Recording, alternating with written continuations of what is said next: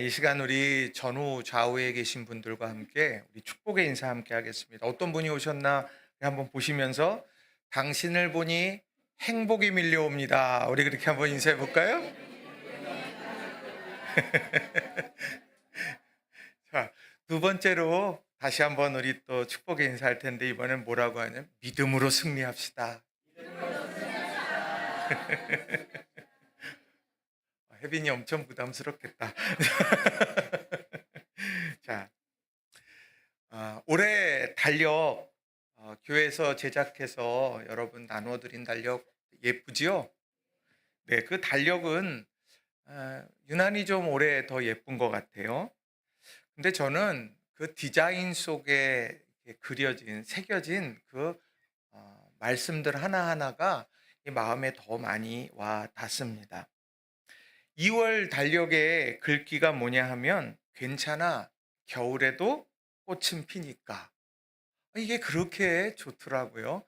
뭐 디자인도 예쁘지만 그 말 하나가 마음에 이게 깊이 와닿아요. 아마 요즘처럼 어지럽고 불안한 상황 속에서 우리에게 참 마음의 위로를 주는 한마디인 것 같습니다. 그런데 이런 마음의 감동은 뭐 저만 있는 건 아닌 것 같아요. 달력을 제작한 윤선 디자인이라고 하는 이런 회사에서 스마트폰에다가 바탕화면으로 이렇게 깔 수 있도록 제작해서 무료로 배포를 했습니다. 그래서 이걸 보면서 우리 성도님들하고 이걸 좀 공유했으면 좋겠다고 생각이 들어서 이걸 단톡방에다 이렇게 올렸어요. 그랬더니 바람처럼 신속하게 바꿨습니다 올리시는 분도 있고, 또 거기에 잠잠히 이렇게 좀 지나보니까 전부 이렇게 바꾸셨더라고요. 아마도 마음에 드니까 바꾸시지 않았을까 싶어요. 또 다른 지인들에게도 그렇게 다 전했더니 많은 분들이 이렇게 바꿨습니다. 왜 사람들의 마음이 이렇게 움직여지고 있을까요? 왜냐하면 누구에게나 겨울은 있기 때문인 것 같습니다. 요즘 시대가 어떤 시대인가 생각해 보면 내가 스스로 생각하는 내 주관보다는 다른 사람의 가치 평가에 따라서 내가 평가되어지는, 내 의미가 새겨지는 그런 시대를 살아가는 것 같습니다. 음식을 배달해도 그 음식의 맛과 서비스에 대한 평가를 통해서 자영업자들의 희비가 엇갈리게 됩니다. 여행에서 숙박 후기도 그렇고요. 물품의 구매 후기도 다 그런 것 같습니다. 그래서인지 물품 구매자가 자신의 기대와 조금만 미치지 못해도 사람들은 이제 그것에 대해서 컴플레인 하게 되죠. 그리고는 환불을 요구하기도 한다는 겁니다. 이런 단순한 일들, 그 일들 속에서 우리는 업됐다가 다시 다운되기도 한다는 겁니다. 그런데 이런 단순한 먹고 마시고 또 머무르는 것을 떠나서 우리의 실존적인 문제에도 이런 것이 영향을 미치곤 합니다. 며칠 전 25살에 총망받던 여배우가 스스로 생을 마감하는 일이 있었습니다.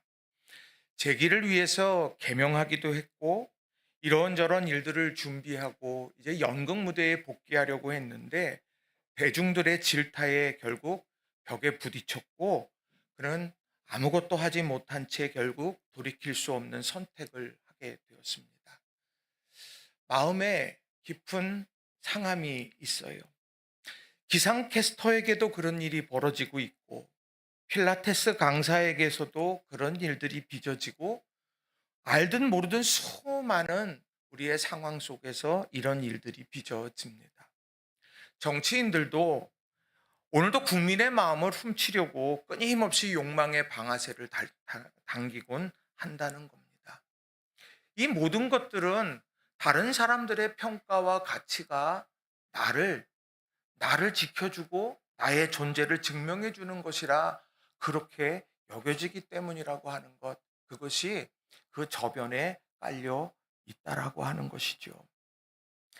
그런데 이렇게 우리의 삶에 내 가치를 평가하고 내 삶을 이렇게 삶을 재단해 가는 사람들이 선인이라 그래도 힘들 텐데 악인들이 과연 우리의 삶을 그렇게 평가한다 그러면 우리는 어떻게 해야 할까요? 그 순간에 우리가 붙잡아야 될 믿음의 태도, 이것은 무엇일까요? 그것을 오늘 여러분들과 함께 두 가지로 함께 좀 살펴보려고 합니다.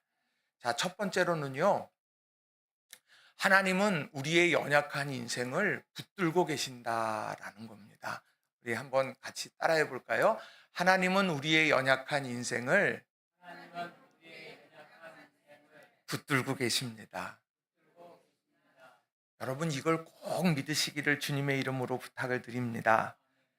자, 오늘 본문은 다윗의 시예요. 이 다윗의 시인데, 이 다윗은 자신의 삶에 신앙으로 이렇게 새겨진 그의 삶을 이 시를 통해서 하나님 앞에 올려드렸습니다. 참 하나님이 아꼈던 사람이 이 다윗이에요. 그런데 이 다윗이 자신의 마음 또 신앙을 담아서 이 시편 37편을 이렇게 쓰게 됐는데, 이 37편을 열어가면서 그는 이렇게 자신의 신앙을 먼저 고백하면서 시작합니다.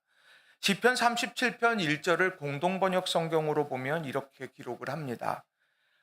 악한 자가 잘 된다고 불평하지 말며 불의한 자가 잘 산다고 부러워하지 마라. 악한 자가 잘 된다고 불평하지 말고 불의한 자가 잘 산다고 부러워하지 마라. 우리의 삶을 이렇게 딱 설명해 주는 그런 말인 것 같아요. 여러분들 영화 좋아하십니까? 헐리우드 영화 보면 어떻습니까? 아주 처음에 아주 선한 사람이 고통을 당하죠. 악한 사람의 고통당하다 마지막에 어떻습니까? 마지막에 그냥 퍽 일어서 가지고 악한 사람 다 그냥 이제 해결하고서 마지막에 이렇게 승리자로 딱 섭니다. 그걸 보면 많은 사람들이요 쾌재를 불러요. 와, 선은 살아있어. 그러면서 막 이렇게 행복해 합니다. 그러면서 나름 꿈을 꾸죠. 우리 삶도 그랬으면 좋겠다. 그런데 정작 우리 삶을 보게 되면 어떻습니까? 악한 사람들이 더 잘 되는 것 우리는 보곤 합니다. 약삭빠르게, 기회주의자처럼 손바닥 뒤집듯 내가 어느 줄을 타야 되고 어떻게 살아가야 되고 막 이거 골똘하게 하는 사람들이 높은 자리로 가고 또 풍성한 삶을 누리는 것 같아요. 그거 반면에 편뼈 쓰지 않고 무직하게 소의 걸음으로 천리를 가고 있는 사람들을 이렇게 보면 고생고생하게 되는 것처럼 그렇게 우리가 보게 된다는 거예요. 그러다 보면 자연스레 우리는 시대와 상황을 불평하기도 하고 때로는 부러워하기도 한다는 거예요. 그런데 오늘 말씀은 그러지 말라고 말합니다. 불평하지 마라. 부러워하지도 마라. 이렇게 이야기를 한다는 거예요. 사실 불평이라고 하는 것, 그것은 뭡니까? 불평은요, 내 기준에서 벗어났어. 이제 그런 마음의 상함이 터져 나오는 게 불평이에요. 내 기준에 벗어나서. 시기는 무엇입니까? 저 상대방이 가지고 있는 거 내가 누릴 건데 내 거 뺏긴 것 같아. 그렇게 할 때 느끼는 감정이 시기라고 하는 거예요. 그러니까 어찌 보면 이 두 가지는요, 내 생각에 내 기준에서 벗어났기 때문에 터져 나오는 감정, 이런 것들이라고 하는 것이죠. 그 상황 속에 서 있는 내가 판단의 주인이 된다는 거예요. 언젠가 한 젊은이가 탄식하면서 했던 이야기가 오랫동안 기억에 많이 남아요. 그 탄식의 가장 중요한 핵심은 뭐냐면, 목사님, 출발선이 다른 것 같아요. 똑같이 출발해야 될 것 같은데 똑같이 출발하지 않고 정말 많은 사람들은 나보다 저기 몇 걸음 더 앞서서 출발해서 열심히 달려가는 것 같아요. 그러니까 나는 막 길을 쓰고 달려가도 제자리인 것 같아요. 아니 그러면서 마음에 그러면 탄식이 이렇게 터져 나온다 하는 이야기를 들었습니다. 그 사람이 제일 싫어하는 말이 뭐냐? 엄마 찬스, 아빠 찬스, 지인 찬스. 왜요? 내게는 엄마 찬스가 없고 내게는 아빠 찬스도 없고 내게 지인 찬스도 없는데 사람들은 그걸 이용해서 저만큼 가게 되더라는 거죠. 같이 경쟁하면 내가 더 나을 것 같은데 공정하지 않아. 그렇게 이야기하는 소리를 들었습니다. 근데 이 탄식이 어찌 청년들만의 이야기겠습니까? 우리 살아가면서 뼈저리게 우리가 경험하는 것 아닙니까? 그러다가 우리가 막 분노가 막 일어나기도 합니다. 상함이 화가 되고 화가 경노함으로 바뀌게 됩니다.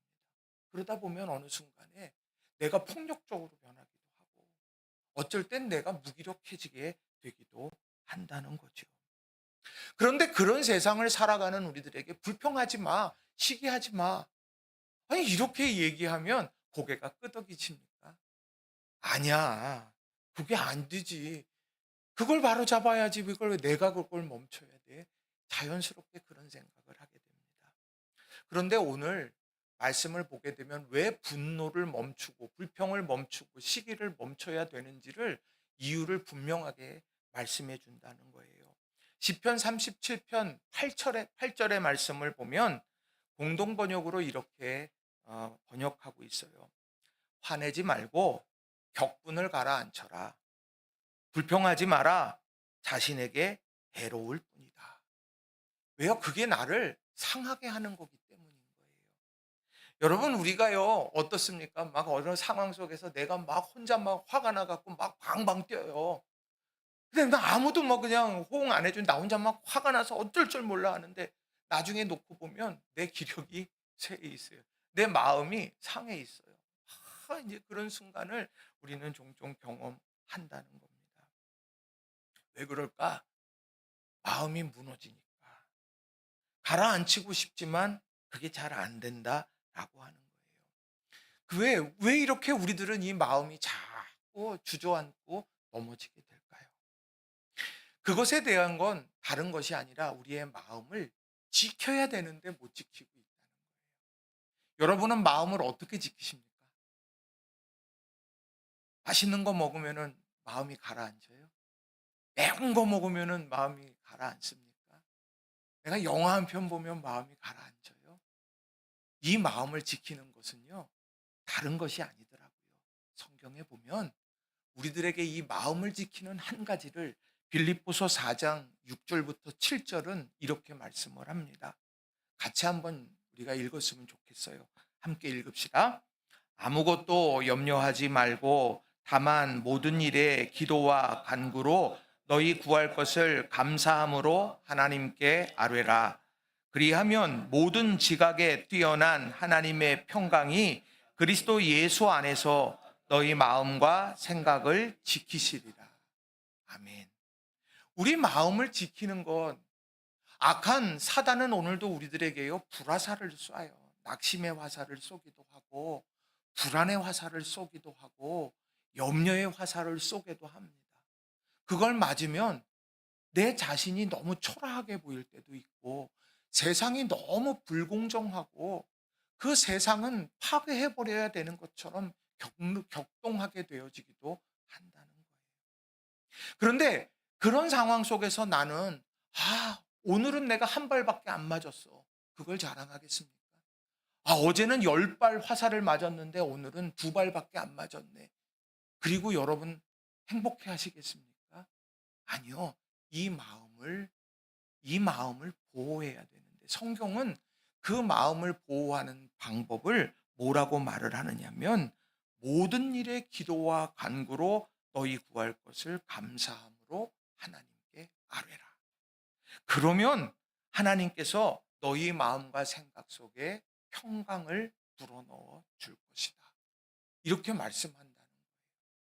이 말씀을 되짚어 본다라고 하면 우리의 마음이 상함으로 밀려들 때 하나님의 만지심, 하나님의 도우심 이런 걸 통해서 회복되어도 이 부분에 기도를 멈추게 되어진다면 이 마음을 보호해 가지 못한다고 한다면 우리는 또 다른 화살에 노출될 수밖에 없다라고 하는 거예요. 다윗은 그걸 잘했습니다. 그 마음을 잘 지켰어요.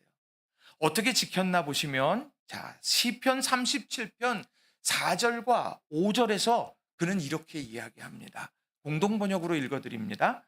내 즐거움을 야훼에게서 찾아라. 내 마음의 소원을 들어 주시리라. 그에게 앞날을 맡기고 그를 믿어라. 몸소 당신께서 행해 주시리라. 여호와께서 친히 행해 주실 거라고 말을 합니다. 여러분 이걸 꼭 믿으시기를 바랍니다. 연약한 인생이지만 하나님께서 행해 주실 거라고 하는 것, 이것을 믿고 붙잡고 기도한 사람이에요. 또 시편 37편 23절과 24절도 이렇게 말씀합니다. 여호와께서 사람의 걸음을 정하시고 그의 길을 기뻐하시나니 그는 넘어지나 아주 엎드러지지 아니함은 여호와께서 그의 손으로 붙드심이로다. 하나님의 손으로 나를 붙들고 계세요. 어떤 사람인데요? 휘청휘청 넘어지고 있는데 하나님이 나를 붙들고 계신다. 그러니 휘청거릴지 몰라도 아주 넘어지게는 내가 놔두지 않아. 내가 너를 꼭 붙들 거다. 하나님께서 붙들 거라고 하는 것, 이거를 마음에 새기고 붙들고 기도하며 산 사람이 바로 다윗이라는 거예요. 또 시편 39편 39절과 40절에도 이렇게 말합니다. 의인들의 구원은 여호와께로부터 나오나니 그는 환난 때에 그들의 요새이시로다. 여호와께서 그들을 도와 건지시되 악인들에게서 건져 구원하심은 그를 의지한 까닭이로다. 하나님을 의지한 사람들을 하나님이 꼭 건져낼 거다. 이렇게 믿고 그걸 붙들고 살아간 사람이 다윗이라고 하는 거예요. 그러니 오늘 우리가요, 마음의 상함 속에서 붙잡아야 되는 건 오늘 내 마음 너무 무너졌어가 아니에요. 오늘 내가 이 사회가 나에게 이런 화살을 쏘아댔어가 아니에요. 오늘 우리가 정말 붙들어야 되는 상황은 무엇이냐? 하나님, 나는 내 연약한 인생 맞아요. 그런데 하나님을 의지하는 우리를 하나님은 붙들고 계시다는 건 나 그거 믿어요. 하나님, 내가 이 마음을 그냥 이렇게 확 무방비 상태로 놓지 않을게요. 내가 기도함으로 내가 하나님의 보호하심 속에 있기를 소망해요. 여러분, 이런 믿음의 결단과 깨달음이 우리 모두에게 있기를 주님의 이름으로 간절히 축원합니다. 우리 살아가다 보면 어떻습니까? 내가 무방비 상태에 확 있어서 생각지도 못했던 일들이 막 터져 나오고 그러면 어때요? 야, 이거 어떡하지? 어떡하지? 그러면서 그 이후에 보면 그 상황을 대비하게 되더라는 거죠. 여러분, 기도하시면서 하나님을 고백하시면서 연약한 인생 하나님이 붙드신다. 이런 믿음의 고백을 가지고 나아가는 저와 여러분이 다 되시기를 주님의 이름으로 간절히 축원합니다. 우리 옆 사람하고 같이 한번 인사합시다. 하나님이 당신을 꼭 붙들고 계십니다. 네, 한번 인사합시다. 네. 물론 붙들 때 저 같은 사람은 좀 길게 붙드실 거예요. 네, 이렇게 붙드실 거고, 또 야리야리하신 분들은 또 이렇게 붙드실 거예요. 분명한 건 하나님께서는 한 사람 한 사람을 붙드신다. 여러분 이걸 꼭 기억하시기를 바랍니다.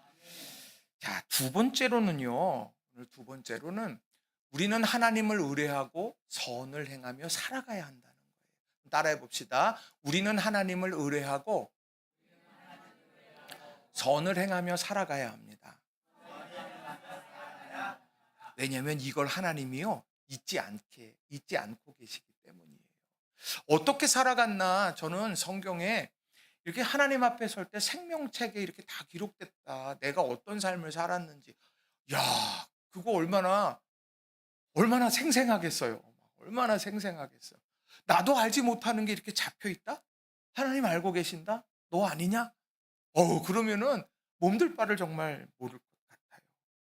그래서 오늘 우리는 내가 삶을 살아가면서 하나님께서 내 인생을 붙들고 계신다는 것을 믿는다면 나는 오늘도 하나님을 의뢰하고 하나님 앞에서 부끄럽지 않는 선한 삶을 살아가. 내가 어떤 공로를 위해서 살아가는 게 아니라요. 반응이에요. 하나님 날 붙드시는 그 은혜로 함께 하시니까 나는 하나님이 기뻐하시는 길을 걷겠습니다. 이게 중요한 겁니다. 자, 얼마 전에요. 운전하다가 어처구니 없는 일이 생겼습니다. 여러분, 차 운행하다 보면은요. 필요한 것들이 여러 개가 있습니다. 저 같은 경우는 길치예요. 그래 가지고 늘 내비게이션을 이렇게 다 해 놔요. 근데 항상 거기에 정말 아름다운 여인의 목소리가 있어서 나름 너무 행복해요. 그래서 그 따라서 이렇게 갑니다. 또 준비해야 되는 게 뭐가 있습니까? 주유를 해야 돼요. 그래서 기름을 탁 채워 놓고 가면 어디 가든지 두렵지가 않아요. 그런데요. 한 번은 이렇게 막 운행을 하고 있는데요. 이제 한 칸 남았다가 한 칸에서 또 줄고 그래 가지고 이제 곧 운명하시기 직전이 딱 됐습니다. 그래서 야, 이 큰일이다. 공급해야 돼. 그러고서는 이제 주유소를 이렇게 딱 들어갔습니다. 주유소 셀프 주유소였어요. 딱 들어갔습니다. 그러면 뭘 해야 됩니까? 딱 내렸죠. 멋지게 딱 내렸어요. 원빈 멋있게 내리던데 이렇게 원빈인가 현빈 쭉 내려가지고 탁 해서 누르고 탁 하면서 차 이그 주유구 이 커버를 여는 단추를 딱 당겼어요. 그랬더니 안 열려요. 왜 안 열리지? 또 열고 안 열려요. 그래서 이게 어떻게 되는 거야? 그래 가지고 불안해 가지고 이 유튜브에는 모든 게 다 있잖아요. 유튜브에다 놓고 차에 주유구 뚜껑이 안 열릴 때 쳤더니 얼마나 유튜브가 친절한지 몰라요. 자세하게 알려줘요. 트렁크를 여세요. 거기 좌측에 보면 뭐가 있어요. 그거 커버를 벗기세요. 거기 줄 당길 게 하나 있는데 그거를 당기시면 이 뚜껑이 열린다는 거예요. 복음 아닙니까? 와우, 이러면 되는구나. 그러고 가가지고 딱 뜯고 이걸 빡 하고 열었어요. 안 열려요. 야, 나 이거 어떡하냐. 그래도 제만 믿는 구석이 있었어요. 왜요? 긴급 출동 서비스. 그래서 얼른 그거를 이렇게 딱 했습니다. 거기 또 얼마나 친절해요. 사랑합니다, 고객님. 뭐 이 정도는 아니어도 무슨 일로 오셨어요? 그래갖고 제가 있다가 글쎄요. 제가 지금 주유를 해야 되는데 주유구 뚜껑이 안 열려요. 그랬더니 어떡하세요? 그런데 긴급 출동 서비스에 그게 없네요. 견인해 드릴까요? 그러는 거예요. 그래서 그거는 아니지. 그러고서 제가 그랬어요. 아니요. 주유를 하려고 서비스를 부르면 오셔서 기름을 넣어 주려면 뚜껑을 열어야 되잖아요. 그러니까 오시는 김에 뚜껑도 열고 해 주면 안 돼요? 그랬더니 그건 안 됩니다. 그러니까 다음에 보험회사를 바꿀까 생각 중이에요. 자, 어찌 됐건 그렇게 해 가지고 쭉 갔는데 결론은 뭐냐? 야, 이대로 있으면 안 되겠다. 카센터를 가야 되겠다. 그래 놓고는 카센터로 막 갔어요. 세상에 카센터 가 갖고 얼마나 그게 반가웠는지 몰라요. 고쳐 주시는 분이 막 얼싸안고 싶어요. 근데 그분이 딱 보더니 이것도 해 보고 저것도 해 보니 선생님 이거는 안 될 것 같아요. 어떻게 해야 돼요? 그랬더니 강제로 오픈해야 돼요. 그래서 오픈해 주세요. 왜요? 기름 넣어야 가니까. 강제로 이렇게 훅 하고 오픈을 해 놓고서는 이제 딱 열렸어요. 그랬더니 그분이 그러는 거예요. 어떡해요? 죄송해서요. 이게 강제로 오픈하면 이거는 여기가 부러져요. 어떡해요? 그래도 가야 되니까 이거 해결해 주세요.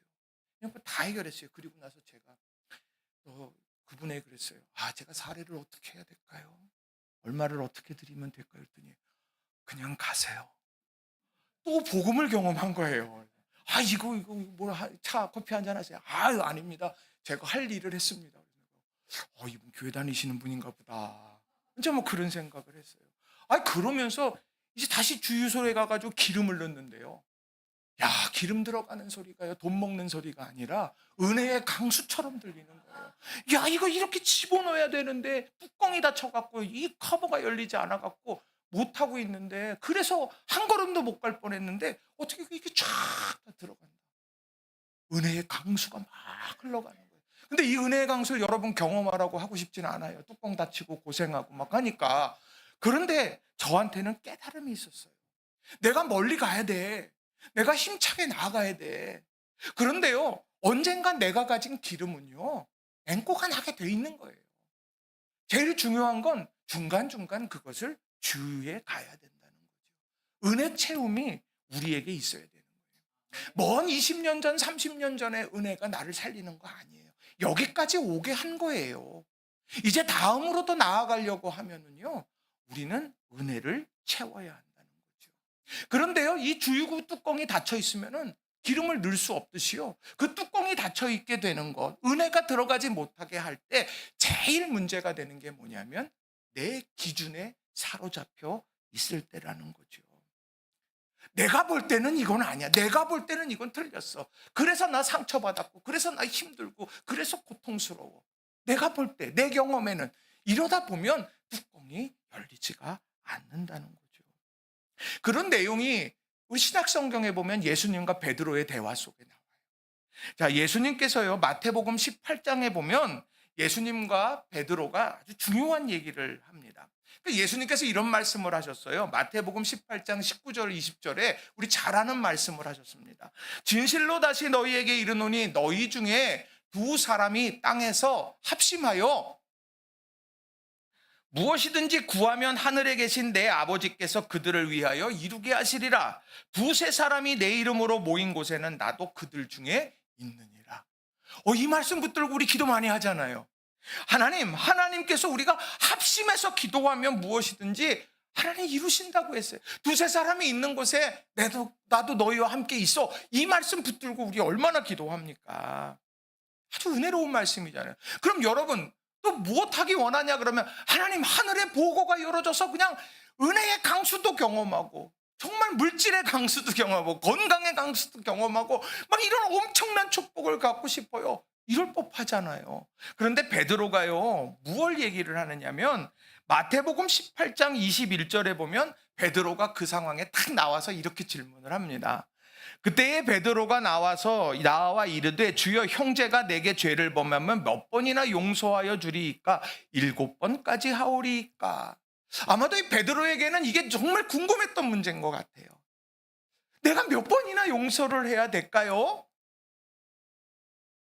제 기준에서 7번까지면 되지 않을까요? 지금 이런 이야기를 하는 거예요. 합심해서 기도하면 내가 그걸 이루리라. 두세 사람이 있는 내 이름으로 모인 곳에 내가 너희와 함께 있다. 이 말씀을 붙들고 풀어내고 싶은 게 뭐냐? 내 형제를 몇 번까지 용서해야 됩니다. 나는 7번이면 되는데 어떡하죠? 그랬더니 예수님께서 비유의 말씀을 하기 시작합니다. 그 유명한 1만 달란트 탕감받은 자의 비유를 바로 연이어서 말씀을 하십니다. 그 내용은 이래요. 1만 달란트 빚진 사람이 있습니다. 이거는요, 사람이 갚을 수가 없어요. 이건 갚을 수 없는 금액이에요. 근데 이 1만 달란트 빚졌는데 그걸 빌려준 임금이 이제 부른 거예요. 잡아다가. 딱 불러가지고 너 왜 안 갚어? 그렇게 이야기를 했어요. 그랬더니 뭐라고 이야기를 했느냐면 내가 너의 몸과 아내와 자식들과 모든 소유를 다 팔아 갚아. 뭐 이렇게 딱 얘기를 한 겁니다. 근데 이 사람은 할 수 있는 게 아무것도 없어요. 왜요? 다 팔아도 안 되니까. 그래서 뭐라고 말을 하냐면 참아주십시오, 제발. 제가 언젠가 다 그거 갚을게요. 아니 그렇게 이제 막 했어요. 왜? 그것밖에 할 수 있는 게 없어요. 애원했어요. 그러니까 주인이 그를 가엾게 여겨서 그를 놓아주고서 빚을 탕감해 줬습니다. 야, 나중에 갚어가 아니라 탕감까지 했다는 거예요. 그런데 가던 길에 누굴 만나요? 100데나리온 빚진 자. 100데나리온은요 100일 동안 일한 그런 급료를 말을 하는 거라고 여러분 쉽게 생각하시면 돼요. 100일 동안의 일당이에요. 근데 이곳을 자신에게 빚진 사람을 딱 만나게 되는데 이때 이 사람이 엄청난 일을 하게 됩니다. 자, 마태복음 18장 28절부터 30절 세 번역으로 제가 읽어드립니다. 그러나 그 종은 나가서 자기에게 100데나리온 빚진 동료 하나를 만나자 붙들어서 멱살을 잡고 말하기를 내게 빚진 것을 갚아라 하였다. 그 동료는 엎드려 간청하였다. 참아주게, 내가 갚겠네. 그러나 그는 들어주려 하지 않고 가서 그 동료를 감옥에 집어넣고 빚진 돈을 갚을 때까지 갇혀 있게 하였다. 이 사람이 법적으로 문제될 거 있어요? 아무것도 없어요. 그런데 오늘 이 이야기를 예수님께서 말씀을 하십니다. 이 이야기를 말씀하시면서 말미에 이렇게 이야기해요. 빚을 탕감해준 왕이 그것을 듣고서 그를 다시 잡아다가 옥에 옥을 가둬놓는 그런 일을 하면서 왕이 이런 얘기를 합니다. 마태복음 18장 32절 33절에 그러자 주인이 그 종을 불러다 놓고 말하였다. 이 악한 종아, 내가 애원하기에 나는 너에게 그 빚을 다 없애주었다. 내가 너를 불쌍히 여긴 것처럼 너도 내 동료를 불쌍히 여겼어야 할 것이 아니냐. 너 애원할 수밖에 없었는데 내가 그거 들어주지 않는, 너 그걸 까맣게 잊어버리고 너에게 빚진 100데나리온 빚진 그 사람을 멱살을 잡고 옥에다가 가두고 그걸 갚을 때까지 옥에 갇혀놔서 가족과 함께하지 못하게 만들고 있느냐. 이 이야기랍니다. 여기의 핵심은 뭘까요? 1만 달란트가 얼마나 큰가? 그에 비해서 100데나리온은 작고 멱살을 잡았나? 옥에 갇혔나? 그게 핵심이 아니에요. 제일 중요한 건 오늘 내가 하나님 앞에 애원했음을 잊어버리면 안 돼요. 애원했던 나의 기도를 들으시는 하나님께서 오늘 나를 탕감해 주셨다. 은혜로 탕감해 주셨다. 이게 핵심이에요. 이걸 잊어버리니까, 나서자마자 잃어버리게 되니까 100데나리온 빚진 자를 만나자마자 멱살을 잡고 가두어 버리고 내 돈 갚아, 이렇게 되는 거예요. 오늘이요, 은혜가 빠지면 우리의 심령은 메마르게 돼요. 내가 막 날카로워져요. 내가 항상 날카로워지고 신경이 곤두서요. 가만히 보세요. 은혜가 떨어져요. 떨어진 상황. 은혜 채움이 필요할 때라는 겁니다. 우리 사랑하는 성도님들, 1만 달란트 은혜 받은 자가 누구예요? 우리입니다. 우린 그거를 붙잡고 살아가는 거예요. 그런데 악한 세상을 살아가면서 악한 사람이 잘 되는 것 보니까 불평하고 우리의 삶에 시기가 밀려들고 분노, 격분하게 되어지는, 그래서 내 마음이 막 흔들리는 거죠. 그런 상황에 오늘 다윗은 우리에게 중요한 교훈의 가르침을 줍니다. 시편 37편 3절 말씀인데 같이 우리 읽도록 하겠습니다. 여호와를 의뢰하고 선을 행하라. 땅에 머무는 동안 그의 성실을 먹을거리로 삼을지어다. 아멘. 의뢰한다라고 하는 건 뭐냐? 두 손으로 붙든다는 이야기. 바짓가랭이 붙들듯이. 안 돼요. 나 놔두시면 안 돼요. 나 포기하면 안 돼요. 나 데리고 가셔야 돼요. 이런 것처럼. 혈루병 여인이 주님의 옷자락이라도 잡으면 내가 날 것 같아. 그 방법밖에 없어. 그래가지고 내가 뭐가 생명을 걸고 가서 주님 옷자락을 딱 잡았던 것처럼. 수로보니게 여인 딸이 병 들어가지고 막 귀신 들려서 막 그렇게 하고 있는데 내가 주님 앞에 부스럭이라도 내게 좀 달라고 가가지고 붙드는 그 심정으로 하나님을 붙잡는 것, 그게 바로 의뢰한다는 거예요. 그러니까 이거는요, 행동의 어떤 표현이기보다 마음의 열망을 표현하는 거라는 거예요. 여러분, 어디에 열망이 여러분 있으세요? 여러분 살아가시면서 내 열망의 에너지가 어디를 향해 가고 있는가 돌아보세요. 오늘 하나님을 의뢰하는 여러분 모두가 다 되시기를 바랍니다. 그리고 난 다음에 선을 행하래요. 왜요? 내가 지금 생각할 때에 이 세상에서 악한 자들이 흥황하는 것 같고, 이 세상에서 내가 그걸 바라보면서 열불이 터지고 이런 상황이야. 내가 모든 걸 부정하고 싶기도 하고, 내가 어떻게 내 몸 하나 추스릴 수 없고 마음도 추스릴 수 없어. 그런데 그때 그런 상황 속에서 뭐라고 말하냐? 너희 선을 행하고 성실을 먹거리로 삼아야 된다. 이렇게 이야기를 하고 있다는 거예요.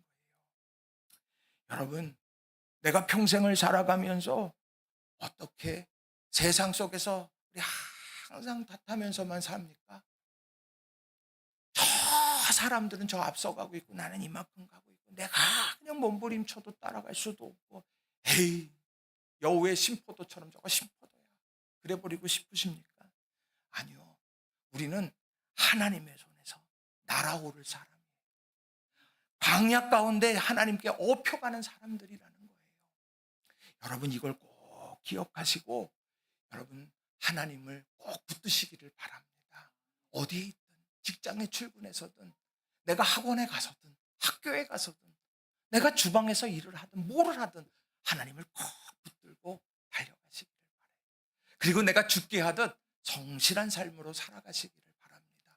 기도도 성실히, 예배도 성실히, 직장에서도 성실히. 내가 이 성실을 먹거리로 삼아서 믿음 안에 걸어가는 저와 여러분이 다 되시기 바랍니다. 그때 꼭 기억해야 될 거. 주유구 뚜껑은 열어야 돼요. 그거 닫혀놓은 채로 은혜가 안 임한다 그러면 절대로 안 돼. 그것을 여는 행위가 뭐겠습니까? 회개하는 거고. 그걸 여는 것이 하나님께 소망을 두는 것 아니겠어요? 여러분, 이런 마음으로 우리 은혜가 채워져가는 저와 여러분이 되기를 바랍니다. 말씀 정리합니다. 오늘 제목이 뭐라고요? 괜찮아, 겨울에도 꽃은 피니까. 연애할 때 집사람이 들려줬던 얘기처럼 느껴져요. 가슴이 설레요. 괜찮아, 겨울에도 꽃은 피니까. 여러분 스스로에게 이런 말씀을 딱 새기고, 그리고 힘겨워하는 이들을 바라보면서 괜찮아, 겨울에도 꽃은 피니까. 언제요? 하나님을 의뢰하고 선을 행하는 우리에게. 우리는 연약하지만 하나님께서 우리의 인생의 도화지에 오늘도 그림을 그려가고 계시니까, 하나님이 날 꼭 붙들고 계시니까, 여러분 이걸 꼭 기억하시고 믿음 안에서 승리하는 우리 성도님들 다 되시기를 주님의 이름으로 축원합니다. 이 시간 우리 같이 기도했으면 좋겠습니다. 하나님,